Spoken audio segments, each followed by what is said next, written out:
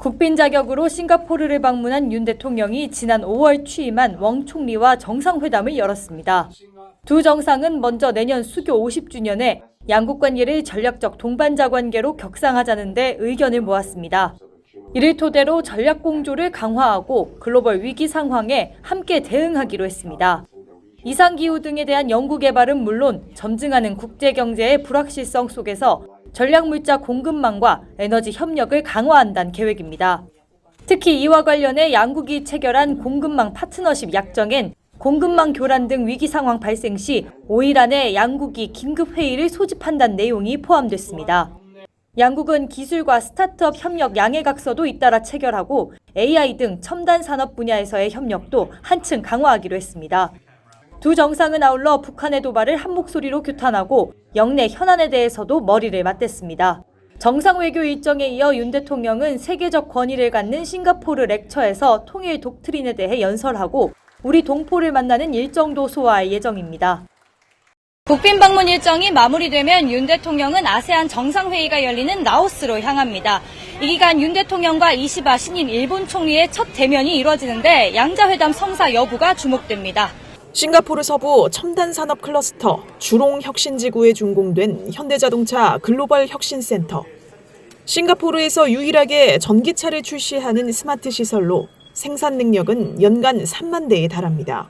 지난해 매출액은 798억 원인데 2040년까지 모든 차를 친환경차로 전환하는 싱가포르 정부 정책을 고려할 때 중장기 전망은 긍정적이란 관측입니다. 이곳 혁신센터는 미래차 첨단 기술이 집약된 현장이기도 합니다. 자동차 공장 하면 떠오르는 컨베이어 벨트 대신 인공지능과 로봇이 셀이라 불리는 소규모 작업장에서 차량을 제조합니다. 혁신센터를 찾은 윤 대통령은 정의선 현대자동차 회장의 안내를 받아 AI와 로봇 기술이 적용된 자율주행차가 어떤 공정으로 제조되는지 살펴봤습니다. 자동차 업계의 큰 흐름인 AI 자율 제조가 우리 산업 전반에 확산할 수 있게 알리고 기업이 공감하는 계기를 만들기 위해 마련된 일정입니다. AI 자율 제조란 AI 기반 로봇과 장비를 제조 공정에 활용한 스마트 공장의 최종 진화 시스템을 의미합니다. 윤 대통령은 공장에서 생성된 데이터로 만들어진 가상 공간에서 공장을 작동하고 관리하는 디지털 트윈 공장을 살펴보고 기술 발전 방향에 대한 의견도 나눴습니다.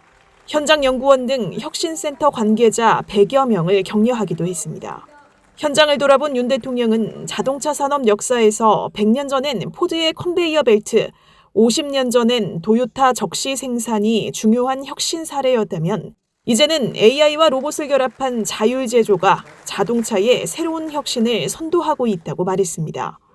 이와 함께 혁신센터가 미래 공장의 모델 케이스가 될 것이라며 AI 확산으로 제조업 생산성이 획기적으로 개선될 수 있게 정부가 적극 지원하겠다고 밝혔습니다. 한국은행이 발표한 8월 국제수지 결과 경상수지가 66억 달러 흑자를 기록했습니다. 올해 5월부터 4개월 연속 흑자입니다.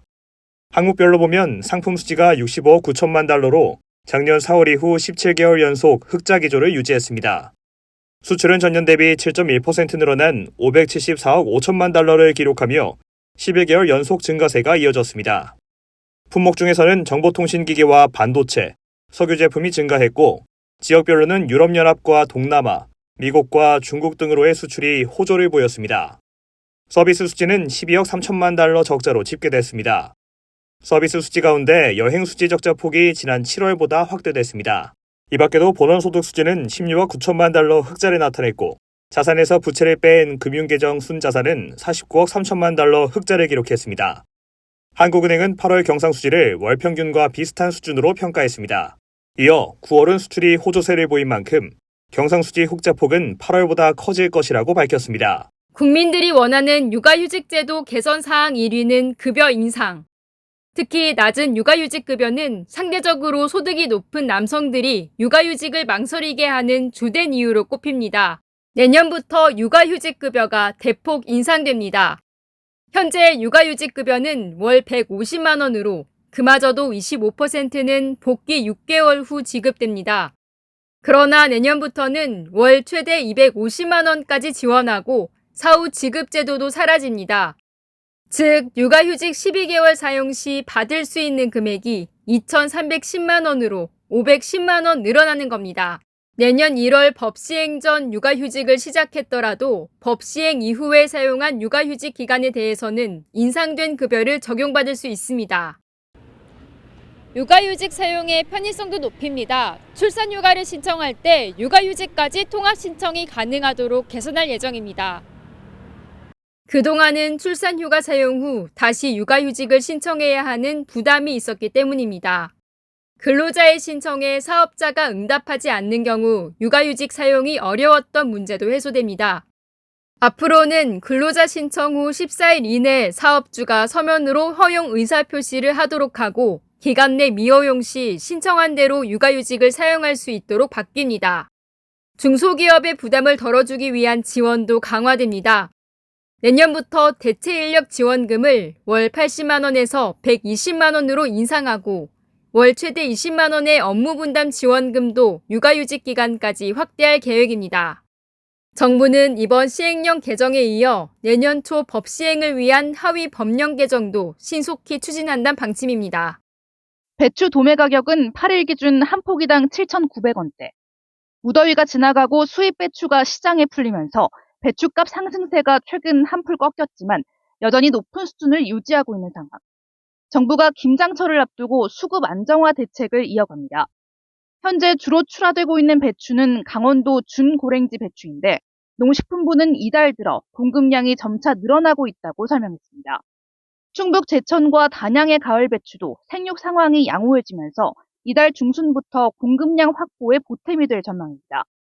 이달 하순부터는 경북 문경과 영양, 충북 괴산으로 11월엔 최대 배추 주산지인 전남 해남까지 출하 지역이 확대되면서 수급의 숨통이 트일 것으로 보입니다. 농식품부는 다만 가을 배추가 본격 출하될 이달 중순까지는 공급량이 부족할 수 있기 때문에 출하 장려금 지원을 통해 이달 하순과 다음 달 출하 물량을 조기에 출하할 수 있도록 유도해 나가기로 했습니다.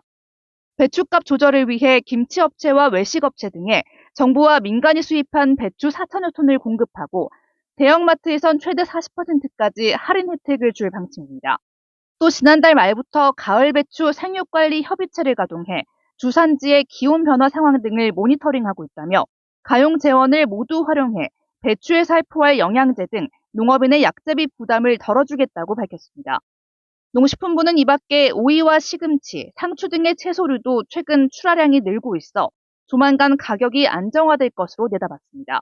유튜브와 넷플릭스, 티빙, 쿠팡플레이와 웨이브, 디즈니 플러스는 국내에서 이용률이 높은 상위 6개 OTT로 꼽힙니다. 해마다 이용자 수는 늘고 있는데 정작 이용자들을 위한 서비스는 미흡하다는 지적이 꾸준히 나오고 있는 것으로 나타났습니다. 한국소비자원이 이들 6개 OTT 사업자의 서비스 실태를 조사한 결과 소비자 상담센터에 접수된 730여 건의 문의 중 계약 해지와 위약금 관련 문의가 47%로 가장 많았고 이어 부당요금 결제와 구독료 중복 청구, 콘텐츠 이용 장애 순으로 집계됐습니다. 소비자가 OTT 서비스를 중도 해지하고 남은 이용료를 돌려받으려면 전화나 채팅 상담과 같이 별도의 절차를 거쳐야 하는 불편이 있을 뿐 아니라 소비자들에게 중도 해지 후 남은 이용료 환불이 가능하다는 사실조차 제대로 알리지 않는 것으로 확인됐습니다. 이 때문에 이용자가 온라인으로 해지 신청을 하면 다음 결제일까지 서비스를 유지한 채 환불 없이 계약이 종료되는 겁니다.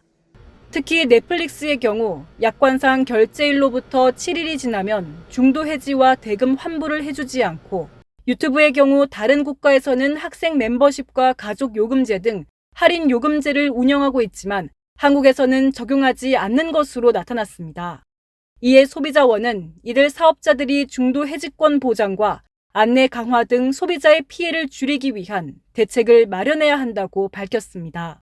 또 기존 계정 소유자가 이동통신사의 OTT 결합상품 가입으로 요금을 중복으로 내거나 계약이 끝난 후에도 요금이 청구돼 납부한 사례도 있었다면서 일부 사업자의 경우 과오납금 환불 방법과 절차가 없다고 지적했습니다. 정부가 올해 공공주택 착공 물량인 5만 가구 발주를 모두 완료한 가운데 다음 달부터는 재건축 패스트트랙을 도입할 것이라고 밝혔습니다. 제9차 부동산 시장 및 공급 상황 점검 전담반을 개최한 기재부와 국토부 등 관계부처는 서울 아파트값 상승폭 둔화세가 이어지고 있다고 분석하고 여전히 금리 인하 기대감 등 불안 요인이 있는 만큼 시중 유동성과 가계대출 관리를 해나갈 것이라고 밝혔습니다. 또 3기 신도시 고양 창릉과 하남 교산에 들어서 6천 가구는 내년 상반기 분양을 앞두고 있으며 부동산 프로젝트 파이낸싱 사업장의 재구조화도 차질 없이 진행되고 있다고 설명했습니다.